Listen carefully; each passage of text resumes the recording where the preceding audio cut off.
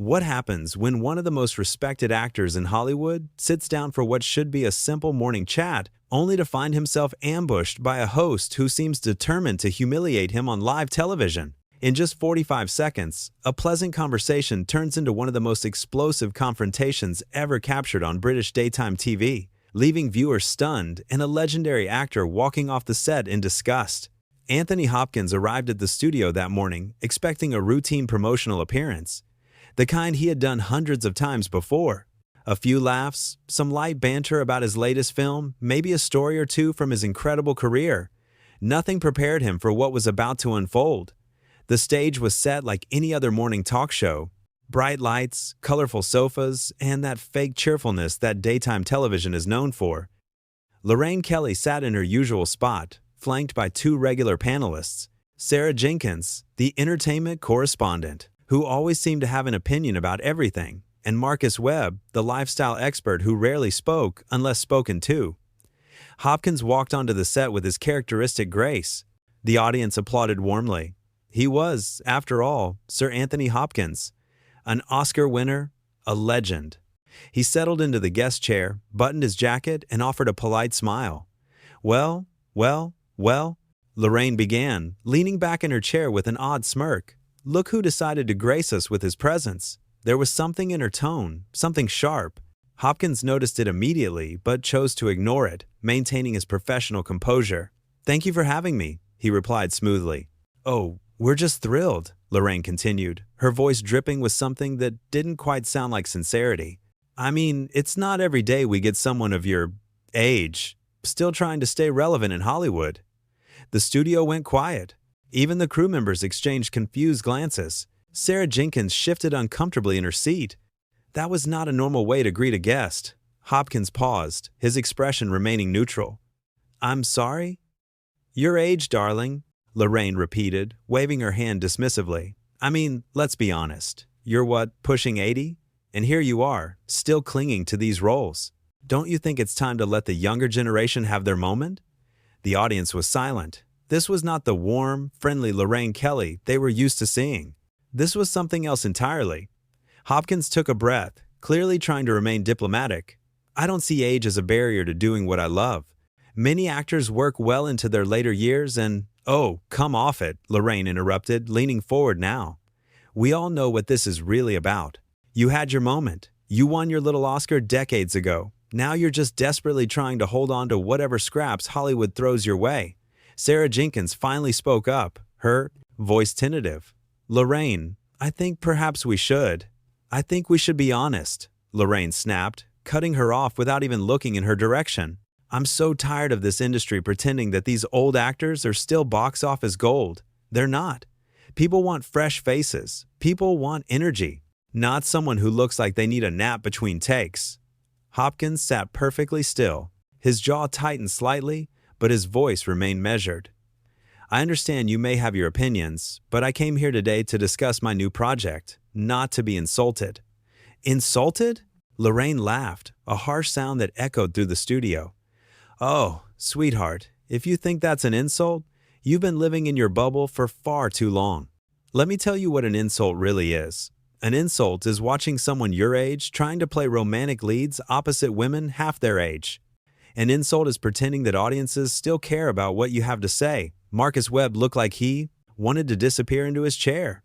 Sarah Jenkins opened her mouth to speak again, but seemed to think better of it. "You know what your problem is?" Lorraine continued, pointing at Hopkins now. "You think you're untouchable. You think that because you've got some awards on a shelf somewhere, everyone should just bow down and worship you. Well, not on my show. On my show, we tell the truth." Hopkins remained composed, though anyone watching could see the restraint it was taking. "The truth? Or your version of it?" "My version?" Lorraine's voice rose. "My version is the same as everyone else's, who's too polite to say it to your face. You're past your prime. You're a has-been. And the sooner you accept that and retire to whatever mansion you're living in, the better off we'll all be." The studio was in complete shock. Several audience members gasped audibly. This had gone from uncomfortable to absolutely brutal. "I have been in this industry for over 50 years, Hopkins said, his voice still calm but with an edge now. "I have worked with some of the greatest directors and actors in the world. I have earned my place through hard work, dedication, and craft.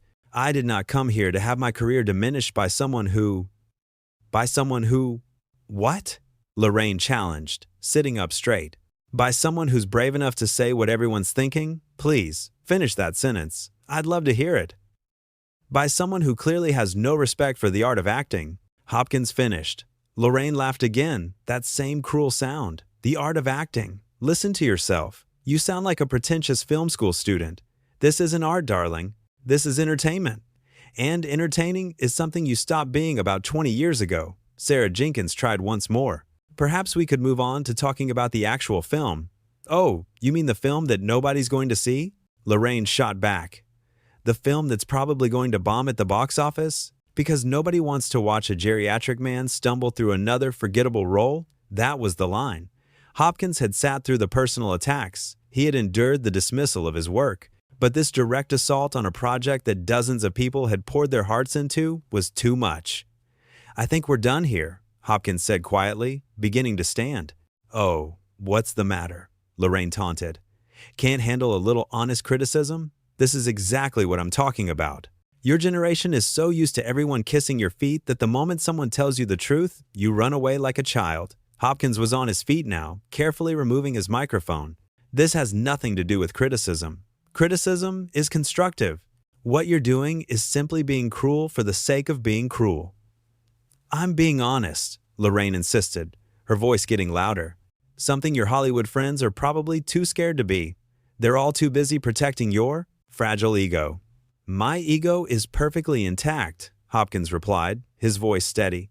What concerns me is your complete lack of professionalism. I have done countless interviews over the years. I have been asked difficult questions. I have had disagreements with hosts. But I have never, in all my years, been treated with such blatant disrespect. Marcus Webb finally found his voice. Anthony, I just want to say that I've always been a huge fan of your work. Oh, shut up, Marcus, Lorraine snapped. Nobody asked for your fawning fanboy routine. Marcus immediately went quiet, looking down at his hands. Hopkins shook his head slowly. You know what the saddest part of all this is? You had an opportunity here. You had a chance to have a genuine conversation with someone who has lived through decades of this industry, who has stories and experiences that people might actually find interesting. Instead, you chose to use your platform to tear someone down, to make yourself feel important by diminishing someone else. Oh, please, Lorraine rolled her eyes. Spare me the lecture. You're leaving because you can't handle the heat. You're leaving because someone finally called you out on your irrelevance. I'm leaving, Hopkins said, his voice firm, because life is too short to spend even another minute in the presence of someone who mistakes cruelty for courage. He turned to walk off the set. The audience sat in stunned silence. Not a single person was clapping or making a sound. That's right, run away, Lorraine called after him. Run back to Hollywood where everyone will tell you how wonderful you are. See if I care. We didn't need you on this show anyway. Hopkins paused at the edge of the stage. For a moment, it looked like he might turn around and say something else, but he simply shook his head once more and continued walking. Good riddance, Lorraine shouted, her face now red with anger. Absolute waste of time. These Hollywood prima donnas think they can just walk onto my show and expect to be worshipped. Well, not anymore. Sarah Jenkins looked absolutely mortified. She tried to speak. Lorraine, I think maybe we should take a break and…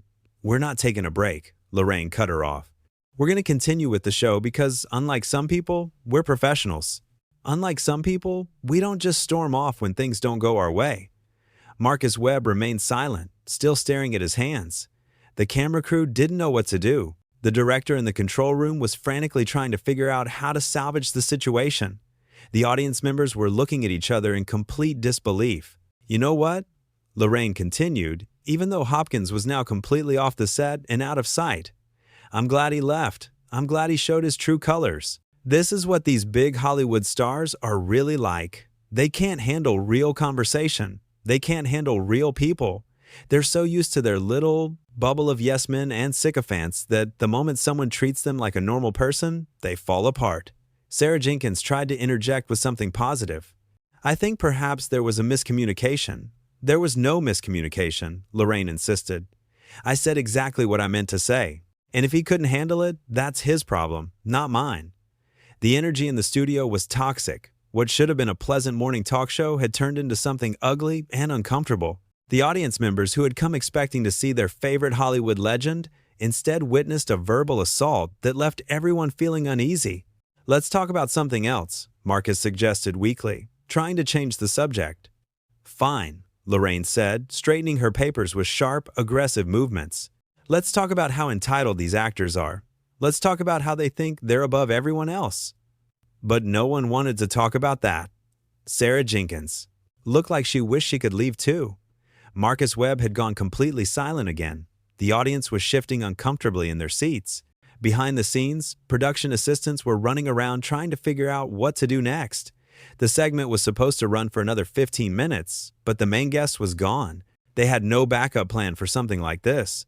"You know what the real problem is?" Lorraine continued, seemingly unable to stop herself now. "The real problem is that people like him think they're untouchable. They think that because they've been famous for a long time, they deserve special treatment. Well, not on my show.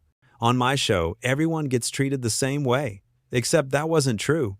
Anyone watching could see that this wasn't how Lorraine normally treated guests. This was personal. This was vindictive. This was someone using their power and their platform to hurt someone else. Sarah Jenkins made one more attempt to redirect. "Perhaps we could show a clip from the film." "We're not showing anything from his film," Lorraine stated flatly. "We're not giving him any more publicity. He doesn't deserve it." The show had completely fallen apart. What should have been a simple interview had become a disaster. And through it all, Lorraine seemed completely unaware of how badly she had behaved. Or perhaps she was aware and simply didn't care. "I stand by everything I said," Lorraine declared to the camera, as if anyone had asked. "Every single word. And if people don't like it, they don't have to watch." But people were watching, and what they were seeing was not a brave host speaking truth to power. What they were seeing was someone abusing their position to bully a guest who had done nothing wrong. The technical crew finally managed to cut to a commercial break, giving everyone a moment to breathe. But the damage was done. In less than 15 minutes, what should have been a routine publicity appearance had turned into one of the most uncomfortable moments in talk show history. Hopkins was likely already in his car, heading back to his hotel or the airport, putting this entire experience behind him. Meanwhile, on the set, Lorraine sat in her chair, surrounded by uncomfortable silence, seemingly oblivious to the fact that she had just destroyed her own show's credibility. Sarah Jenkins excused herself during the break, mumbling something about needing air. Marcus Webb sat frozen, clearly wishing he had called in sick that day. The audience members were talking among themselves, many of them expressing shock and disappointment at what they had just witnessed. When the show came back from commercial, Lorraine tried to continue as if nothing had happened. She introduced the next segment with forced cheerfulness, but her energy was off. The warmth that usually characterized her show was gone, replaced by something brittle and defensive. Throughout the rest of the episode, she kept making small comments, little jabs about entitled celebrities, remarks about people who couldn't handle honest conversation. Each comment only making things worse, only highlighting what had happened rather than moving past it. Marcus Webb gave one-word answers to every question directed at him.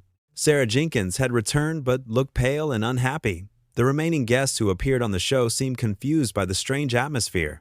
The studio audience, which normally provided enthusiastic applause and laughter throughout the show, was subdued. They clapped politely when prompted, but the energy was gone. Everyone had seen what happened. Everyone knew something had gone terribly wrong. Lorraine seemed to interpret the quiet as agreement with her position. "See?" she said at one point. "This is what happens when you stand up to these people. Everyone gets quiet because they know I'm right." But that wasn't why people were quiet. People were quiet because they were uncomfortable. They were quiet because they had just watched something that felt wrong. They were quiet because they didn't know what else to do. As the show moved towards its conclusion, Lorraine made one final comment about the situation. "I just want to say that I have no regrets about what happened earlier. I said what needed to be said. And if certain people can't handle that, well, that says more about them than it does about me." Sarah Jenkins nodded slightly, but her expression suggested she disagreed with every word. Marcus Webb remained silent, counting down the minutes until he could leave. The show ended with its usual closing music and graphics, but nothing about this episode had been usual. From the moment Anthony Hopkins had walked off the set, everything had been tainted by what had occurred. The camera stopped rolling. The studio lights dimmed.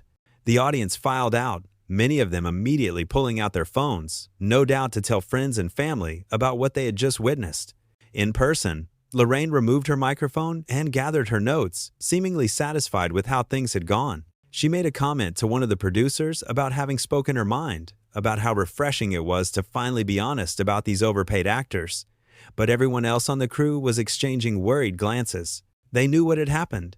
They knew that this wasn't a moment of brave honesty. This was a moment that would be replayed and analyzed and criticized. Hopkins, wherever he was now, had handled the situation with remarkable restraint. He had tried to remain professional. He had given Lorraine multiple opportunities to change course.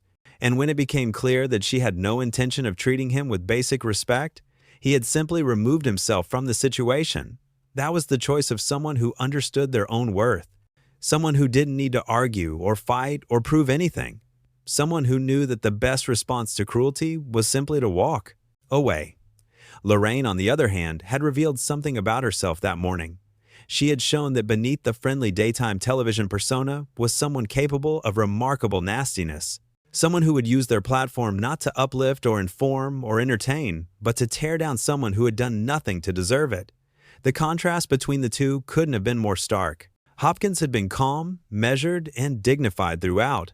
Lorraine had been aggressive, cruel, and unprofessional. As the studio emptied out, the full weight of what had happened was beginning to sink in. This wasn't just a difficult interview. This wasn't just a disagreement between a host and a guest. This was something that would be remembered, something that would be talked about. Because in those few minutes, viewers had seen exactly who both people really were. They had seen Hopkins maintain his composure in the face of unwarranted attacks. They had seen Lorraine reveal a side of herself that was ugly and mean-spirited. And they had seen what happens when someone mistakes their position for permission. When someone confuses having a platform with having the right to abuse it. When someone decides that being provocative is more important than being decent. Hopkins had walked off that set with his dignity intact, his reputation untarnished, his character proven. Lorraine remained on that set, surrounded by uncomfortable colleagues and a crew that had witnessed something they couldn't quite believe. She might have thought she had won something by refusing to back down, by continuing to defend her behavior even after Hopkins had left. But anyone watching knew the truth. In this confrontation, there had been a clear winner and a clear loser, and it had nothing to do with who stayed on the set and who walked away. It had everything to do with how each person conducted themselves, how they treated others, how they responded to conflict. Hopkins had shown grace under pressure. He had proven that you don't need to engage with cruelty, that sometimes the most powerful response is simply to refuse to participate. Lorraine had shown that power without wisdom is just bullying, that having a microphone doesn't make you right, that being loud doesn't make you brave. The cameras had captured every moment, every word, every expression, and those images would tell a story that couldn't be spun or reinterpreted or explained away. They would show a legendary actor being ambushed by a host who seemed determined to humiliate him. They would show his patient attempts to redirect the conversation. They would show her escalating attacks. They would show his final decision to simply leave, rather than continue to subject himself to abuse. And they would show her continuing to attack even after he was gone, unable to recognize that she was only making herself look worse with every word. In those few minutes of television, everything you needed to know about both people was on full display. Their values, their character, their true nature when faced with conflict. Hopkins had nothing left to prove. His body of work spoke for itself. His talent was undeniable. His professionalism was evident to anyone watching. Lorraine had everything to answer for. Her behavior was indefensible. Her cruelty was unjustifiable. Her lack of self-awareness was stunning. As people left the studio that day, as the crew packed up the equipment, as the producers tried to figure out how to handle what had happened, one thing was abundantly clear. This wasn't just a bad interview. This was a moment that would define both people involved. A moment that would be remembered long after the specific words were forgotten. A moment where a Hollywood legend showed why he had earned that title, not just through his acting ability, but through his character and grace under pressure. And a moment where a talk show host showed why having a platform is a responsibility, not a weapon. And what happens when that lesson is forgotten?